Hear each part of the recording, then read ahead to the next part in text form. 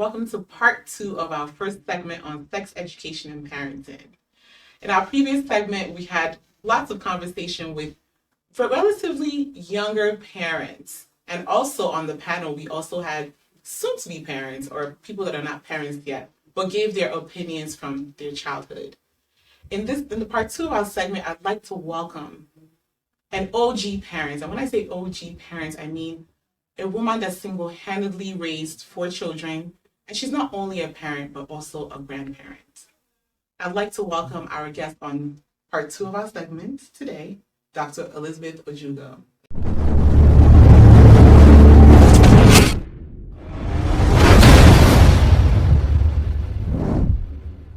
Welcome to the show today, Dr. Ojugo. Thank It's you. a pleasure to have you. And for those who don't know who you are, kindly give us a brief introduction of yourself.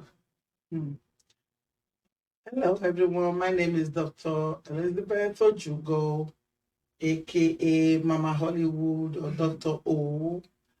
I'm a mother and I'm a grandmother and soon to be grandmother to another. And I own a business at his side, as most of you know. So, and I practice physical therapy, rehab, and pain management for 20 years. Now I'm about to retire. My retirement party is coming up April 9th. So that's all that is new. Heading to my next level. That's right. Thank you so much for joining us on today's show. You're welcome. I'm sure you heard bits and pieces of the previous segment that we had on sex education and parenting. And I know I'm pretty sure you nodded your head at certain things and you smiled. But you are very well versed in this role as a parent. And I know you've been through a lot with your children and raising your children single-handedly. So, Dr. Judo, kindly let us know what comes to mind when you hear sex education and parenting. And for those who don't know, Dr. Jugo has not always been in the US. You grew up mainly in Nigeria and you came here relatively young in your early 20s. So how are you able to, number one, you're going to explain to us what you think about when you hear sex education and parenting. And I also want you to also let our viewers know how you were able to tie in both cultures into your experience as a parent. Okay. I'd like to start from me growing up as a female in a village, Iroa, Sugbenu Iroa, in Bende State, Edo State. I grew up knowing that as a girl, you have to carry yourself in certain ways. There are places you are not allowed to go. There are certain things that can happen to you if you go. Girls are not allowed to have that freedom. During my time, as when I was growing up back home, my parents were Christian parents, and they kind of taught me early. My parents taught me so early that sometimes I would go crazy. Why? So they're like, oh, don't want you to go get pregnant. So I see people playing outside, like the guys are allowed to go everywhere, the boys. They go everywhere, they do it. Nobody have any watch on them. They lose. But the girls are usually kept inside. Okay, if you do the house choices, you're the one that will help your mom cook, assist your mom in the kitchen. So this is how they raised me. During that process, I was taught that as a girl, these are the responsibilities of a girl. Helping out in the kitchen, acting like a woman, being like a mother, and all of that. My parents really taught me early, my mom. So my parents used to sit me down, me and my sister in the evening, you are different. You are different from people that are going outside. We want you to just relax and don't let no man talk to you. Any guy talk to you, even touching you, you can get pregnant at the early stage. Also, my parents were telling me, my mom would say, do you know if you see a guy there, it touch you like this, you just get pregnant. So wow. So during my early education, I just kind of like keep to myself until this OTO started, where girls that were now in college, they were not getting pregnant anyhow. That's when they now called, they had this abortion bed, the bed that they wear. So because of that, that really gone into my parents, and their mindset of me just trying to say, okay, my daughter is going to be different, never came to their mind. My sister was married away at the age of 12, just because of the fear for her not to get pregnant. So we went through the process of circumcision, because circumcision they did, that one is a big topic of its own. Female genital Yeah, mutilation. I'll just touch a little bit. Their main purpose of doing that for the girls at the age of 6 or 7 is to make sure that They're not promiscuous. they don't have that Or a sexual urges. urge. Yes. Yeah. Because they cut off the clitoris. Thank or you. They cut off the lips. So Yeah. I was taken there. Yeah, I fought them. I fought the people at the hospital where they were doing mine. I didn't let them finish anything. So I'm still left with some good parts. So my sister, on the other hand, was not left on the good part. So that was totally. She was just like the obedient child. And they say yes. But me, when you say don't do, I will always ask why. You know, I wanted to explore. And most of the times, the why, you don't get that answer. Yeah, no, I don't get the answer. And I wasn't just a child. I wanted to be locked in the box or put in the kitchen to be cooking with the mother. I was that kind of child. I want to explore. Even when my parents said, okay, you're not going anywhere, I said, okay, no problem. You know, I'm not going anywhere. But when they sleep, I always find my way out. That I jump through the window or go, that I come back, I face the punishment, and I ended up not telling my parents, I will not do nothing. Trust me, I will not do nothing. But now it came to a point, everybody that went to college, high school, in my village, some of them died from abortion bed, getting pregnant. And my dad said no. Then the community said no more girls will go to school. So some people settle for that. Me, I never settle for that. As a child, I always want to fight. I fight my way to get through whatever I want to get, which is still in me today. So I didn't just sit there. I was looking for a way. Say, this school, I must go. So I begged my mother. I said, Mom, I will never disappoint you. I will not have no sex with no man. I will be a virgin when I finish. My mom said, are you sure? I said, Mom, trust me. So me and my mom, and my auntie, my Mama Ibudo Osime, my mom, Mama Grace Okorowa, may her soul rest in peace. May their soul rest in peace. And my mom, they came up with an idea. This time my father was like, no. So we didn't let my dad know. I went to get my interview and I gained admission to high school. So my dad never knew nothing. So when I was getting ready, my dad was like, where are you? I see you going for shopping every day. What is going on? You and your mom always going to the market now. Yeah. I said, Daddy, don't worry. So my admission letter came, I gave it to my auntie. So I was very close to my dad. So, and I didn't want my dad not to know. I wanted to prove to him, say, Daddy, even if you don't put your money out for me to go to school, I'm going to surprise you. I'm going to shock you. My dad now said, okay, if you go, okay, it's okay. So they admitted you. I said, yes. He said, where is the admission letter? So I gave my dad a fake letter. As soon as I gave him that fake letter, my dad ripped it and said, you're not going anywhere. And I told my dad, okay, I will not go. So I made a deal with my mom. And I've always, I'll tell my kids this every day. I've always know how to, when a challenge comes, like I wrote in my book, I love challenges. Challenges makes me to plan for the next level. So when that challenge came to me as a child, I said, I know what to do. This was like I was 12 years old or 11 years plus. And I told my mom and my auntie, I said, can I talk to you too? I know what you guys can do. Can you measure me each time I come? Before I go, you measure me. When I come back, you measure me. I want you guys to measure me periodically. Do you know what that means? I don't think you know. Do you know what that means? I know what you're talking about. Measure is they have to put it to make sure you're not active. Yeah. Yeah, They that's have, still intact. yeah, they have this chalk in Nigeria, native chalk. They were using that. But they were using their big toe. They were using their big toe to measure me. To say, okay, go.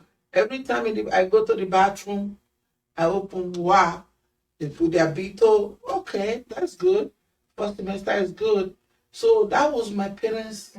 That was what I used to go. Without that method, I wouldn't have gone to school.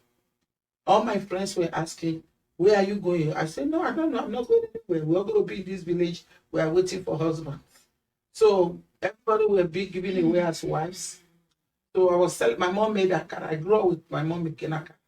And I was the best seller of the akara in the village. You have a big personality. You don't need to get my book. So anyway, I was the best of akara seller, you know. I would sell akara from one corner to the other of the village. I would sell akara, make good money for my mom. Then one day, my dad now knew I sell akara. My dad now made arrangement with some people. So when I got to that house, they like, say, bring akara.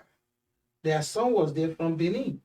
And me, I've never been to Benin. You understand what I'm saying? So they say, bring akara. I brought akara to this family. So they were like, oh, Ali, you look beautiful now. You look beautiful. The woman was like, oh, my son lives in Benin. You know, you shouldn't be selling akara. You're too beautiful to be selling akara. When my son marries you, you're going to go away. You don't have to make you can open a business for you. You can do whatever. And now you say you want to go to school, you can go to school from his house and all of that stuff. I said, oh, okay, no problem. Oh, we're going to be going to Benin. I said, this is the problem. This is a challenge now. Elizabeth, what are you going to do? I start to think. So I said, if I tell these people, no, I'm not going to be rescued. I have to rescue myself. So I usually have a pouch where I put all my money. That I said, I can imagine 11.5 years old, you know. And I dropped that purposely with my big pan that I used to sell akara. I dropped it purposely. So the lady said, let me pick it up. I said, no, Mama, I got it. As I pick it up, right? Then when I was coming up, I got ready. You know, akara is not like they don't use not a paper now. They buy with change. That thing was full of coins. You know, those money those days, I don't even remember. I took that thing out with my big thing I was selling akara with. I hit them, I poured them through, I kicked them, and I opened that door and I ran away. I ran away with my life. All in the name of going to school, not to get pregnant. Because my parents, my dad being scared I would get pregnant. Okay. That was how I went to school. And hey, I never got pregnant. I made them proud of me. Yeah. So that is the method. So with your experience, with that experience, because that's tough experience, and most young adults can't even speak to that experience because most of us didn't experience that. How were you able to raise your children to the point where, number one, sex education and parenting? Our parents, before then, our grandparents, great grandparents, they didn't know any better because they only knew what they were taught. You can only give what you have. They don't have as much exposure as we do now. So with your experience and the exposure you gained when you migrated to the Western world, how were you able to raise your children? What methods did you use to raise your children and to make them aware, number one, of body parts? And what kind of rapport did you build with your children so that they're able to come to you if anything was wrong and be open with you, or to even come to you and ask you questions? As growing, young adults into adulthood, you said you're a grandmother, which we all know. How were you able to combine your experience and Western culture in the upbringing of your children? You know why I'm laughing? Because they always say experience is the best teacher. Yeah.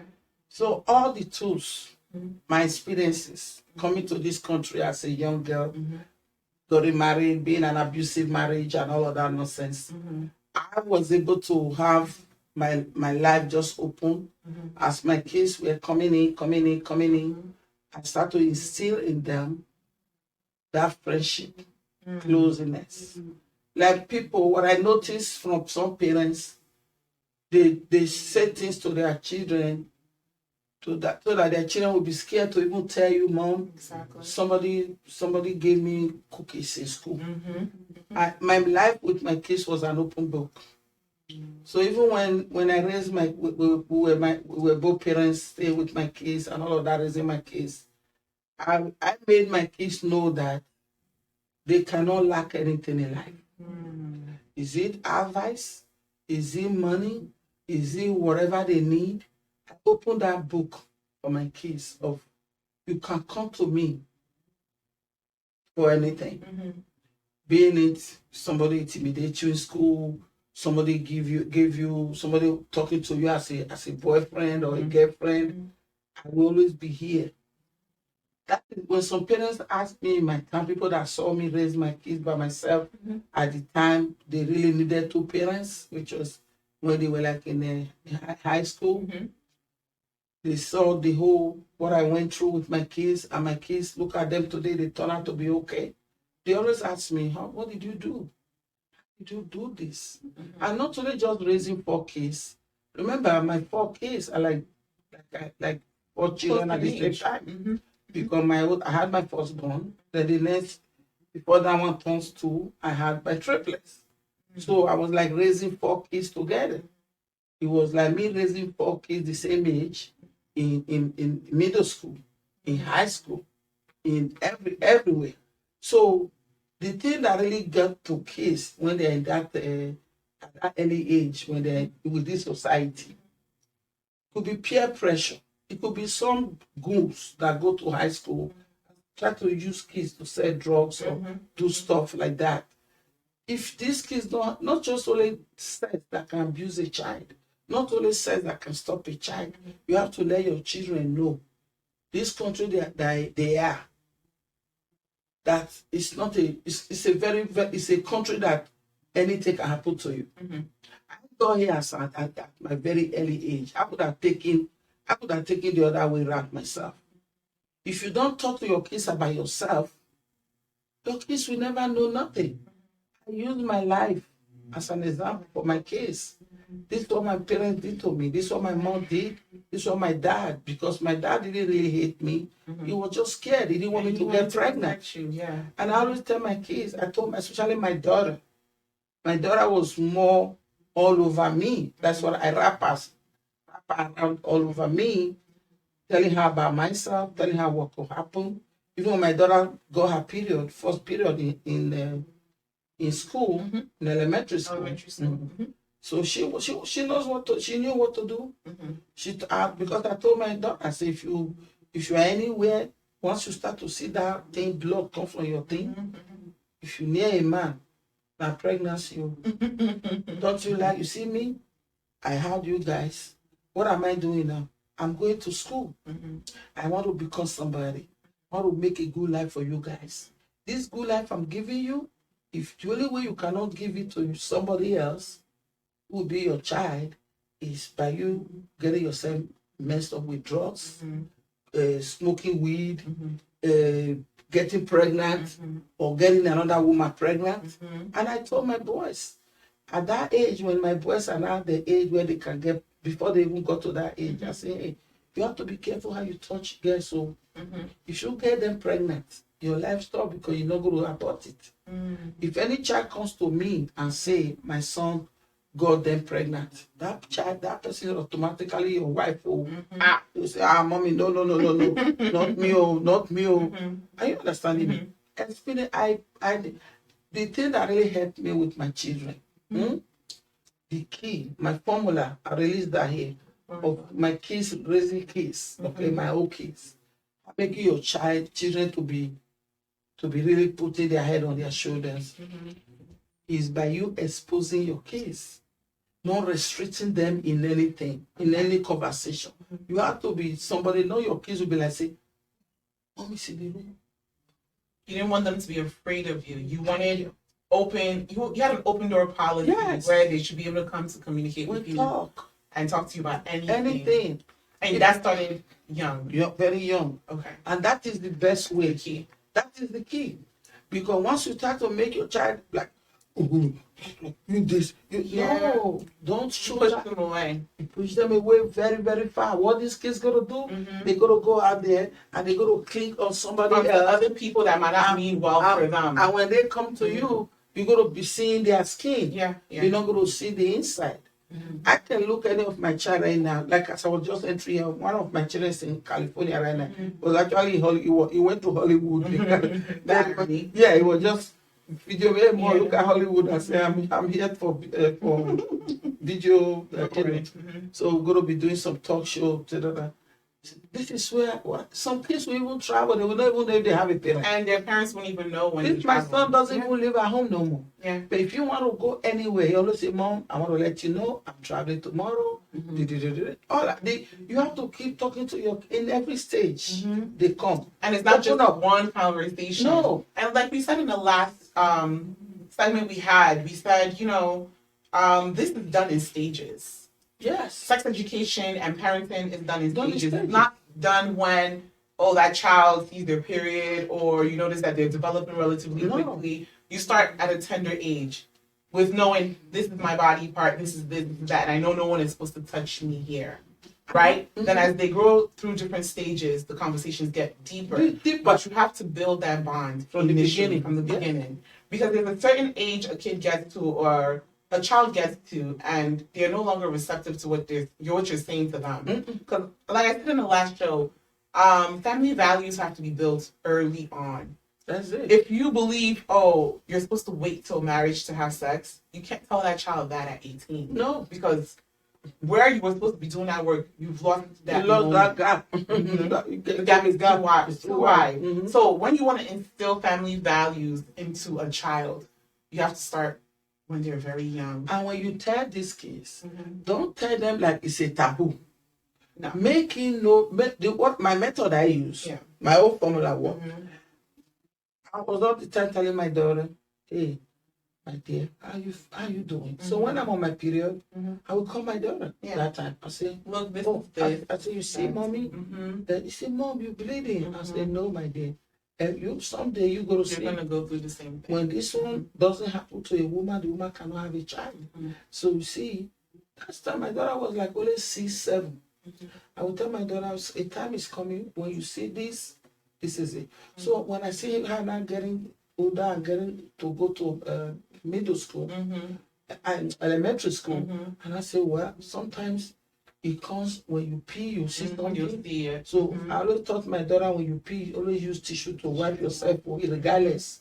So she's already used to this. Right. Like some kids go to the bathroom, they just pee, they just wear that on their way. And they go.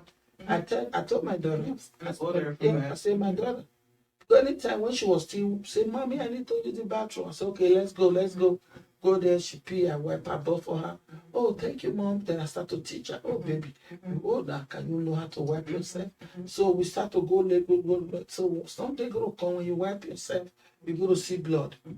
Go. So anywhere you are, when that happens, if that you are wiping, you see it, or you sitting down, you get up, somebody say, oh, there's blood in you, you know that, you have become ready to have a child. You're a woman. So you're not a woman. If a man touches you that time, not touch with this touch. Yes. If a man has sex with you, intercourse. go into you put their penis inside your vagina, you get pregnant, my daughter. So what did I tell my daughter? My daughter was in middle school and elementary school. She was just sitting. They said, oh, Elizabeth. Then my daughter told the teacher was like, oh, come here. My daughter said, oh no, my mom taught me already.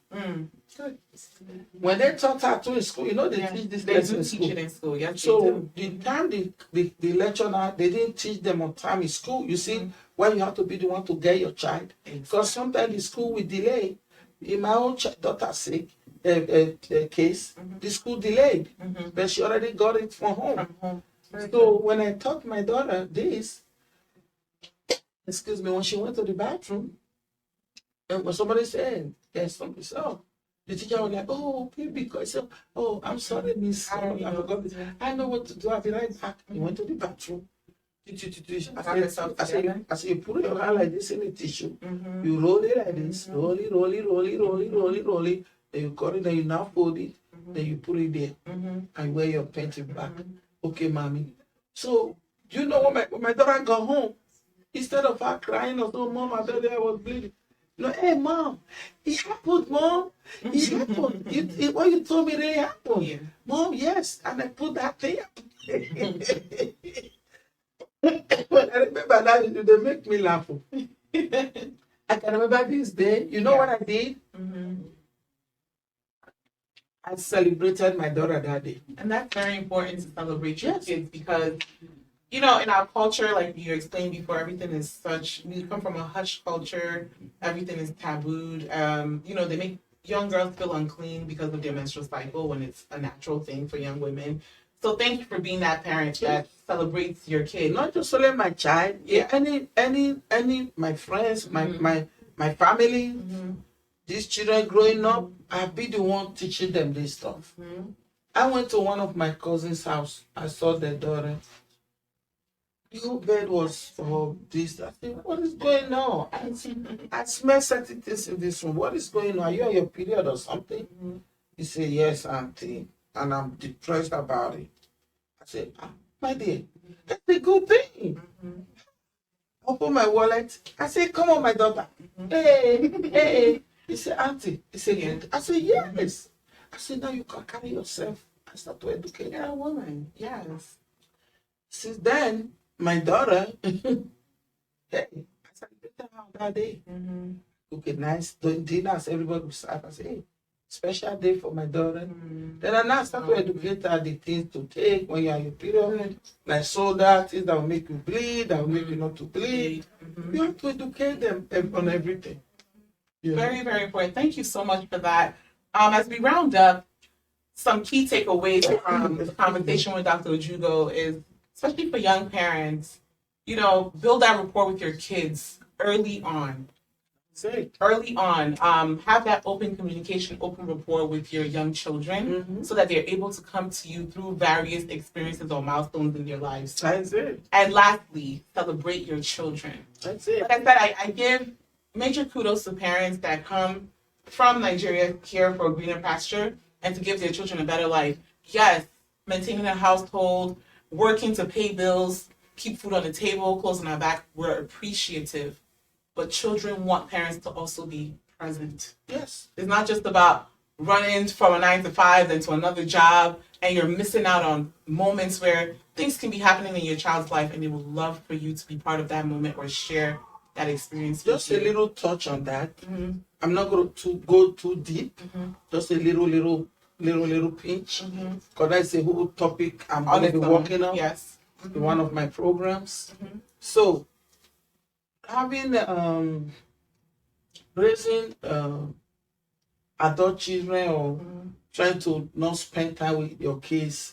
So, because I didn't spend time, there's also other ways you can compensate. Like me, as a single mother, my kids were in high school.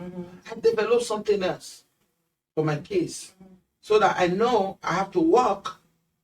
Also, I made sure that I created an avenue for my kids not to be bored or not to enter the wrong hands. So there's this after school program. I told the school, can you do after school program? They said, oh, we don't know the student. Let them come. You don't pay for it.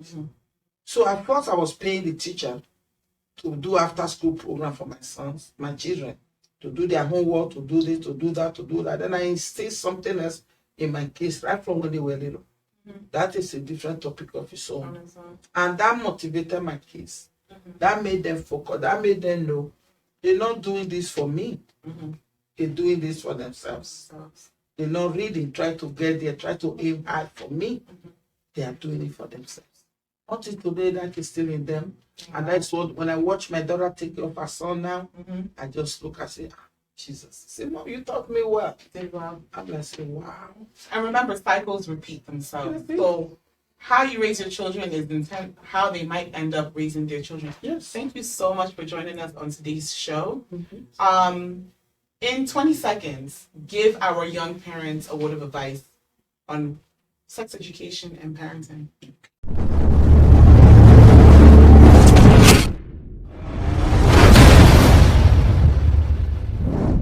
Hello, you all parents out there, both young and old.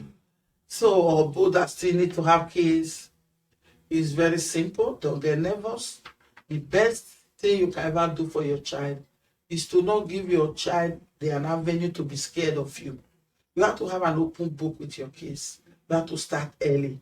As soon as they learn to talk, even when they, right now my grandson is only 1 year and few months, I already have that open book for him. He's not scared to come to my room. He's not scared to talk to me. You have to open up to your kids so that when anything's going on in their lives, they're able to come to you. You are the first person for them to come to. Because if you push them away, they're not going to give you their heart. They'll be giving you their skin because somebody else will be talking to them. And there are people out there waiting for kids to capture, to use for their own purpose. It could be true for sex abuse, drugs, whatever thing out there. They could entice them with money. Please, parents, be there for your kids. Never give your child any reason to doubt you that you cannot provide for them. Because once they sense that is when they move away. Please give yourself to your child and let your child have your heart and your inside. And let your child give you their heart and their inside instead of giving you their skin. God bless you. Thank you so much, Dr. Ojugo, for joining us today once again. And as all our viewers know, as usual, thank you so much for joining us on today's segment. And remember, I see you. I see you.